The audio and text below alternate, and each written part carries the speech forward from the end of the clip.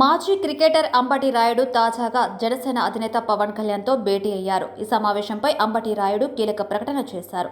తన ఆశయాలు నెరవేర్చడానికి తాను వైసీపీలో చేరానని, తాను చాలా గ్రామాల్లో సామాజిక సేవ చేశాను అన్నారు. కొన్ని కారణాల వల్ల వైసీపీతో తన కల నెరవేరేలా కనిపించలేదని, తన భావాజాలం, వైసీపీ సిద్ధాంతాలు వేరుగా ఉన్నాయన్నారు. టీమిండియా మాజీ క్రికెటర్ అంబటి రాయుడు జనసేన పార్టీ అధినేత పవన్ కళ్యాణ్ను కలిశారు. పవన్ను కలవడం ఆనందంగా ఉందని, ఈ సమావేశం వివరాలను ట్విట్టర్ ద్వారా తెలిపారు. మంచి మనసు, ఆలోచనలతో ఆంధ్రప్రదేశ్ ప్రజలకు సేవ చేయాలనే ఉద్దేశంతో రాజకీయాల్లోకి వచ్చానని చెప్పుకొచ్చారు. తన ఆలోచనలు, కలలు సాకారమవుతాయని, వైసీపీలో చేరానని, క్షేత్రస్థాయిలో చాలా గ్రామాల్లో పర్యటించి ప్రజల సమస్యలు తెలుసుకున్నట్లు చెప్పారు. వ్యక్తిగతంగా సాధ్యమైనంత మేరకు సాయం చేశానని, కొన్ని కారణాల వల్ల వైసీపీతో కలిసి ముందుకెళ్తే తాను అనుకున్న లక్ష్యాలను సాధించలేనని అర్థమైందని వివరించారు.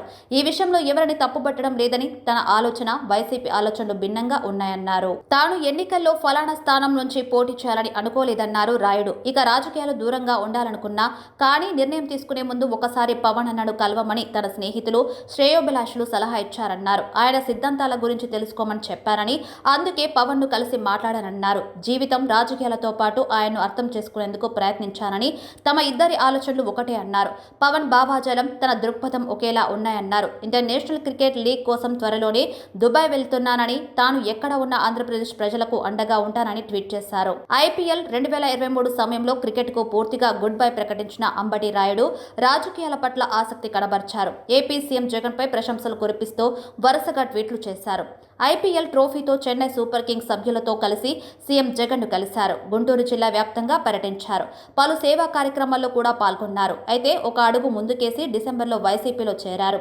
సీఎం జగన్ కండువ కప్పి పార్టీలోకి ఆహ్వానించారు. కానీ 10 రోజుల్లోనే ట్విస్ట్ ఇస్తూ వైసీపీకి రాజీనామా చేశారు.